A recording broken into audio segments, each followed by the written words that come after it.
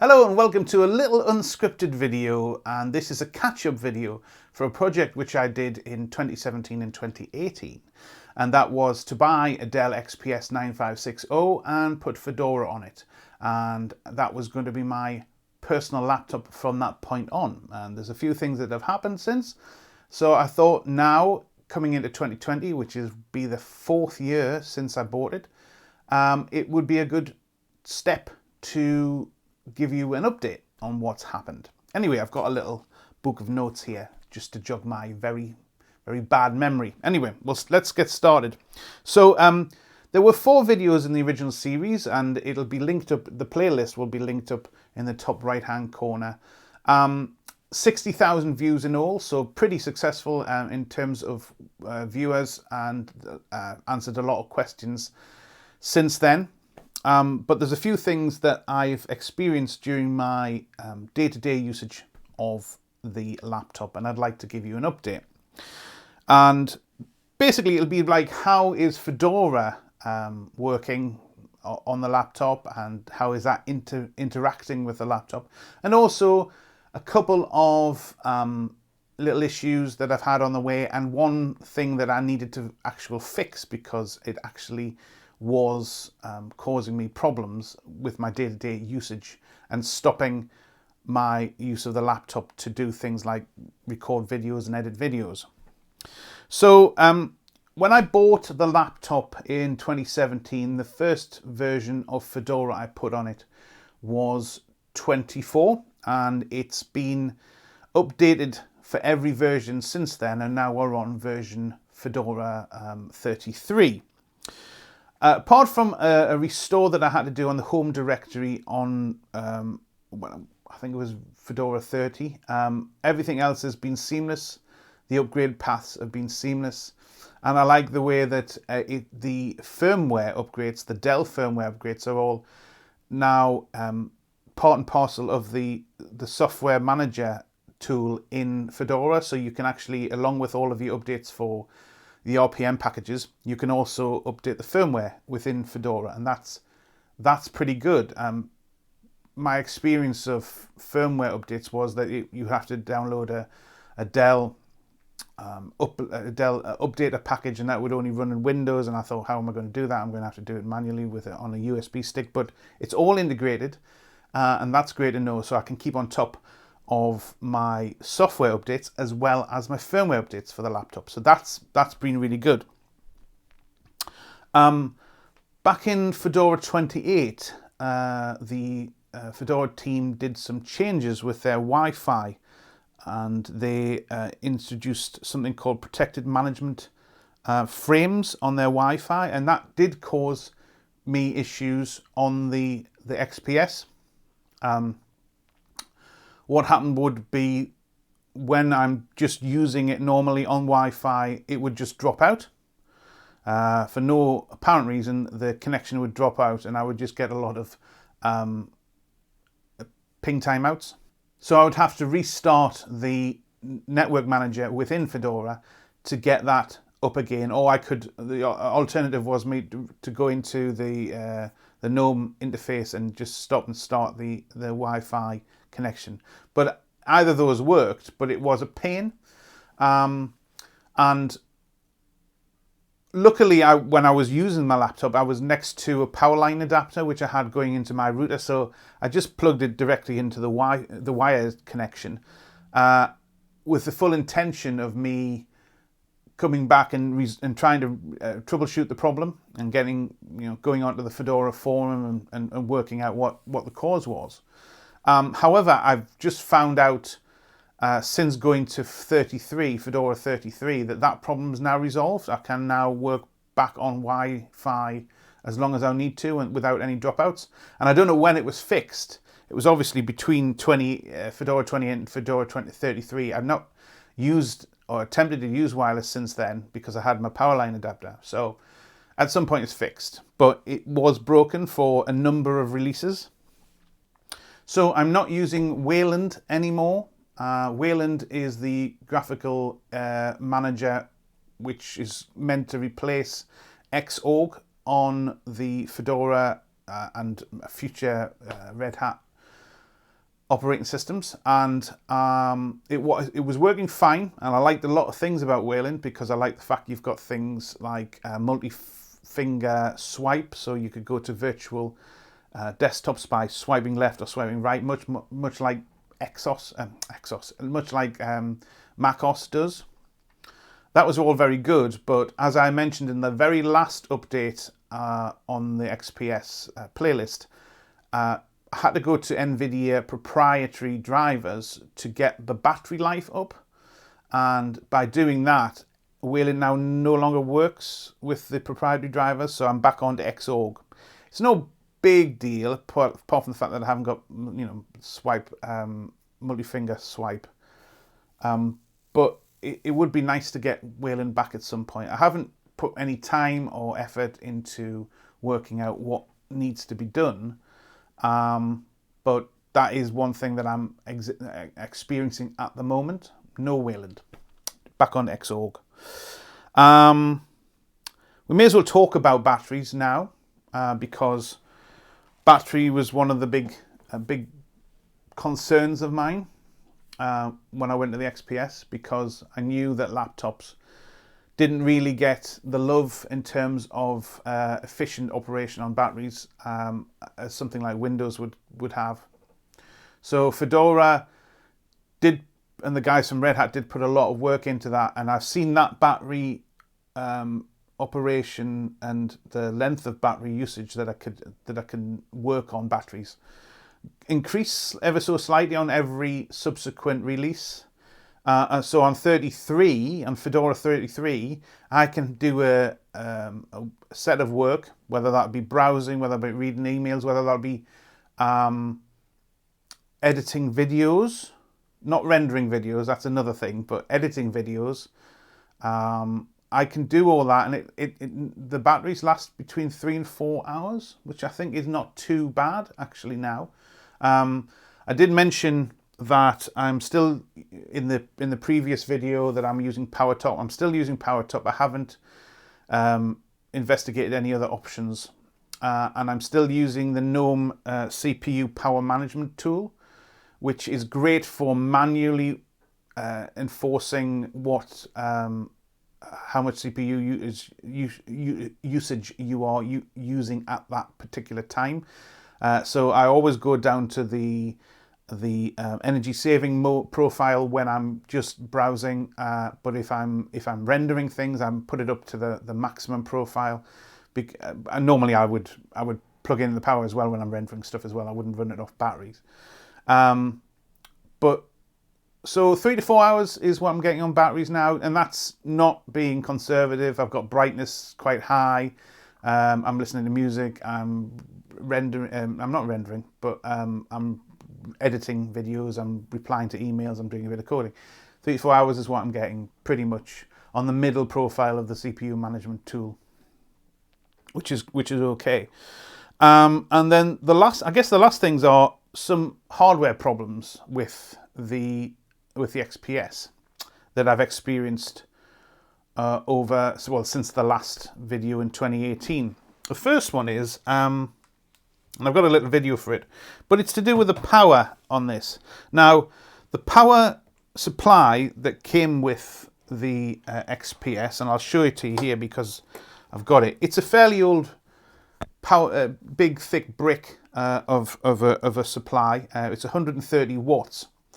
But what's on the end of it, and this in 2017, I never thought was particularly great then, is just a barrel plug. So you have a barrel socket for this barrel plug. Even though this laptop, bearing in mind it's the top of the range, the XPS, it's got all sorts of lovely machined aluminium, and it's, carbon fiber covers and stuff. It still uses this crappy old power brick with a barrel plug on, even though it has the capability and has a USB-C power. So if I bought a USB-C power supply, which is of suitable sturdiness, so like 120, 130 watts, I could power that supply on that laptop off it, and I don't need this. And the reason why this is a problem is because about 1.5 years ago, the socket in the laptop where you plug the barrel plug in, something broke on it. And there was obviously some sort of clip when you put the socket in the, when you put the plug into the socket. There's obviously some sort of clip that, that made it, that you could hear it go in and click. So it was a little bit, had a little bit of a strain, cable strain on it, protection. So when you plug it in, it went click and it was firm. Now what happened was there was a little clip that came out, it fell out. And I don't know where it is now, I've lost it. But I knew it fell out when I was looking at it and I couldn't find it. And I think it's probably gone up in a vacuum cleaner now. But that gives you the situation. Oh, well, I'll show you. I've got some video footage of it. But it gives you the problem now is that when you put the barrel plug into the socket, it just drops out. There's nothing to keep it in. It's very, very problematic now in terms of charging it up. So what I actually have to do now is to bend the cable underneath it and then put some twist on it so that it won't actually naturally just pop out. Now this could have all disappeared if they just supplied a USB-C power adapter when I bought the laptop instead of whatever old parts bin stuff Dell had lying around. And Dell do this, and this is one of the problems that I always thought about when I was going to buy this Dell, even though it was substantially cheaper than any of the other options, even the certified refurbished options.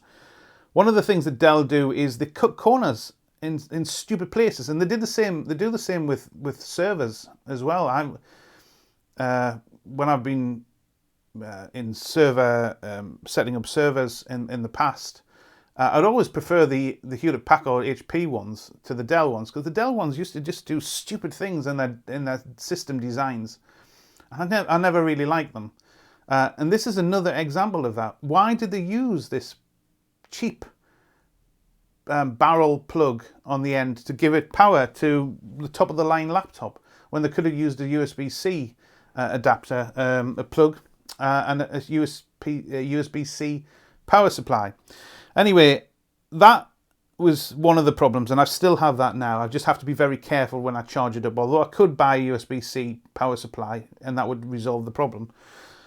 This is one of the problems. The second thing is, I did mention earlier the CPU power management tool, the GNOME plugin power management tool, which is what I use to go between profiles and to maintain the battery life as long as possible. Now, normally what happens is if you set that profile up to the maximum profile, you'll see that when the laptop isn't doing anything, it goes to a 0.80 gigahertz CPU, and I'll show you that. I've got that as a screenshot.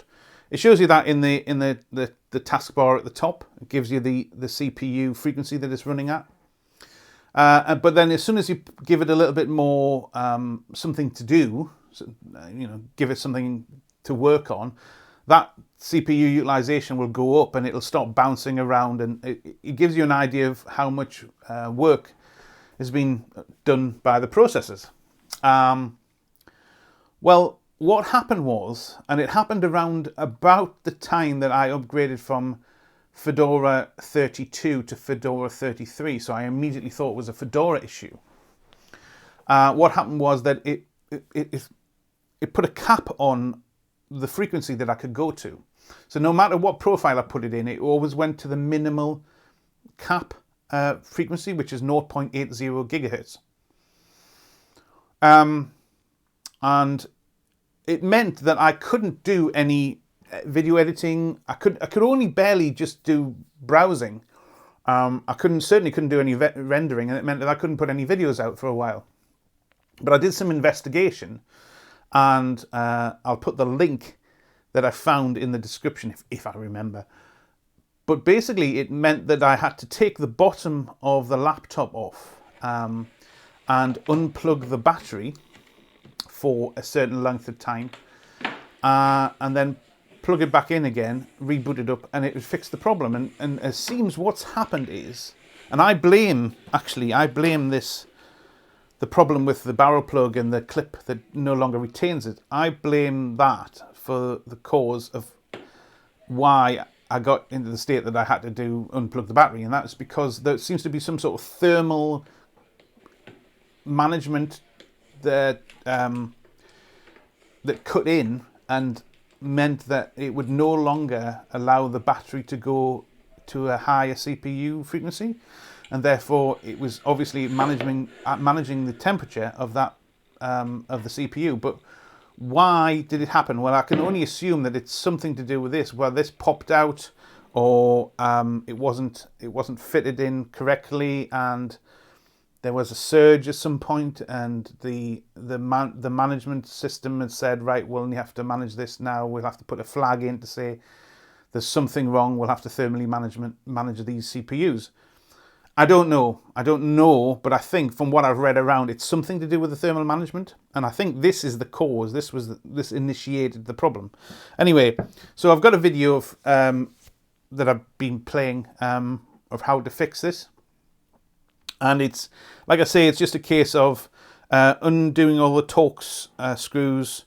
There are a couple of Phillips screws in the middle as well, underneath the XPS tag. That's a whole new story. One of those I managed to strip the heads on it because there are very, very cheap screws. So instead of doing Torx screws across the whole thing, like this is another Dell design madness decision, they decided to put 2 Phillips screws of very poor quality in the center. One of them I managed to take out. One of them, it stripped the head as soon as I tried to take it out. So I had to do all sorts of problems. Anyway, got all that out. And then I had to basically unplug the cable from the battery from the motherboard, press the on-off button for about a minute when it was unplugged, and then plug it all back in, and then boot it all up again, and everything was fine. And that's where we are, essentially. The laptop is providing me still good service once I fixed all the problems. Now the Wi-Fi's back. I wish I had Wayland back. But hopefully I can solve that out on a subsequent version of Fedora, or if I spend some time on it, I might be able to sort it out now with the drivers. The design decisions that Dell take and make, again, you know my view on this one now, but the amount of USB cable sockets on here, there's only one USB 3 on here. On one side, that only has one USB on one side, which is crazy. There's a USB 3 on this side and a USB-C on this side with an HDMI. They should have just put a load of USB-Cs on, to be honest. And even in 2017, that was on a top-line laptop. I would have expected that. I would have expected to be able to charge via USB-C, use peripherals by USB-C. But they just seem to have a parts bin, which is like, wow, we've still got a load of these things lying around. Let's whack them in. So there's some of those decisions that I've never liked with Dell, but we are where we are, and it is providing me a very good daily laptop for daily use. Still great. Still not in any hurry to upgrade it to a newer model. It'll probably be there until it keels over, or I can't do any more work on it because it's too slow. Still got another few years left in it yet, I think. But yeah, there we go. So that's a almost 4 year update on my Dell XPS 9560 running Fedora. If you'd like to comment on this video, or if you've got an XPS and you're equally irate at some of the Dell decisions that they've made, why don't you comment underneath, or tell me what other sort of videos you'd like to see. Subscribe as normal. Click the dingy bell as normal. Click like as normal. All the things that every YouTube creator would ask you to do. If you could do it for me, that would be great, because I don't get paid for this. I'm not getting any revenue for this at all. It's things that I enjoy and things that I would like to share to you in case you come across the same problems and the same issues. Okay, thanks very much for watching, and keep watching for some more content coming in the next few weeks. Thank you and goodbye.